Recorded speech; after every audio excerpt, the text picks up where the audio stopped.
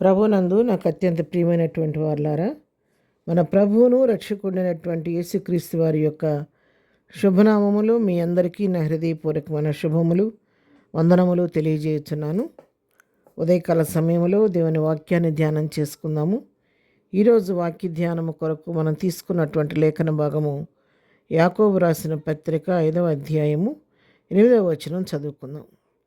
ప్రభువు రాక సమీపించుతున్నది కనుక మీరును ఓపిక కలిగి ఉండుడి, మీ హృదయములను స్థిరపరచుకొనుడి. దేవుని నామమునకు మహిమ కలుగునుగాక. దేవుని యొక్క రాకడను గురించి యాకోబు భక్తుడు ఇక్కడ ప్రజల్ని హెచ్చరిస్తూ ఉన్నాడు. ప్రభు రాక సమీపించున్నది కాబట్టి మీరు చేయవలసింది ఏంటంటే ఓపిక కలిగి ప్రభు రాకడ కొరకు కనిపెట్టండి.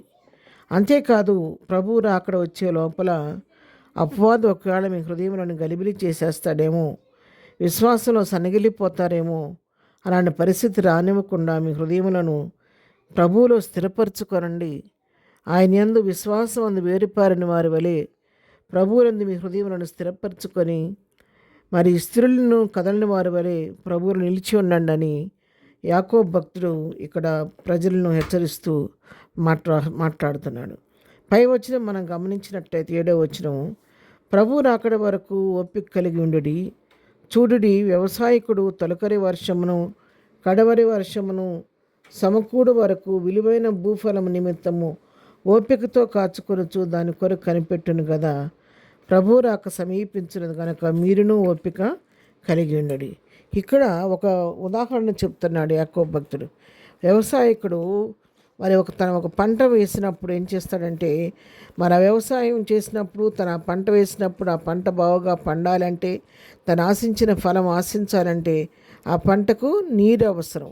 మనం బయట నుండి ఎంత నీరు పెట్టినా కూడా వర్షము మరి దేవుడు సిద్ధపరిచినటువంటి ఆ పైనుండి వచ్చే వర్షం కురిసినప్పుడు ఆ వర్షానికి పంట బాగుగా పండుద్ది అన్నమాట. అందుకే వ్యవసాయకుడు పంట వేసిన దగ్గర నుంచి ఏం చేస్తాడంటే, తొలకరి వర్షం ఎప్పుడు పడుద్దా అని వర్షం కొరకు ఎదురు చూస్తూ ఉంటాడు.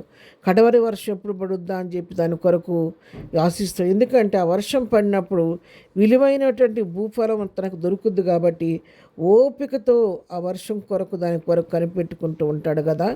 ఒక వ్యవసాయకుడు ఆ విధంగా తన పంట నిమిత్తం వర్షం కొరకు కనిపెట్టుకునే రీతిగా మీరును ప్రభు రాకడ కొరకు ఓపిక కలిగి ఉండండి, కనిపెట్టుకొని ఉండండి, మీ హృదయములను స్థిరపరచుకుని ఉండండి అని చెప్పని యాకోబు భక్తుడు తెలియచేస్తున్నాడు.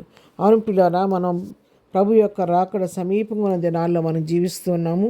అతి త్వరలో ప్రభు మరి రాక సమీపించనై ఉన్నది. అయితే ఆ గడియ కానీ సమయం కానీ ఎవరికీ తెలియదు. కానీ ప్రభు వారు కొన్ని సూచనలు మనకు చెప్పారు. ప్రభు రాకడ ఎలా ఉంటుంది, రాకడ సమయంలో పరిస్థితులు ఎలాగ ఉంటాయి అనే విషయాలు ప్రభు మనకు ముందుగానే తెలియచేశారు. ఆ దినాలు నోవహు దినముల వలె ఉంటాయి అని చెప్పాడు. జల్లు పెండ్లికి ఇచ్చుకుంటూ పెళ్లి చేసుకుంటూ మరి తినుతూ త్రాగుతూ సంతోషంగా సుఖానుభవంలో అనుభవిస్తూ ఉంటారు అనే విషయాన్ని తెలియచేశాడు. మత్తయి సువార్త 4వ అధ్యాయంలో అయితే 3వ వచనం మనం చూస్తే, యేసుప్రభు ఒలీవ కొండ మీద కూర్చుని ఉన్నప్పుడు మరి శిష్యులు ఏకాంతంగా ప్రభు దగ్గరికి వచ్చి అడుగుతున్నారు. మరి నువ్వు అంతం అంటున్నావు, యుగ సమాప్తి అంటున్నావు, మళ్ళా తిరిగి వస్తాను రాకడని చెప్తున్నావు కదా.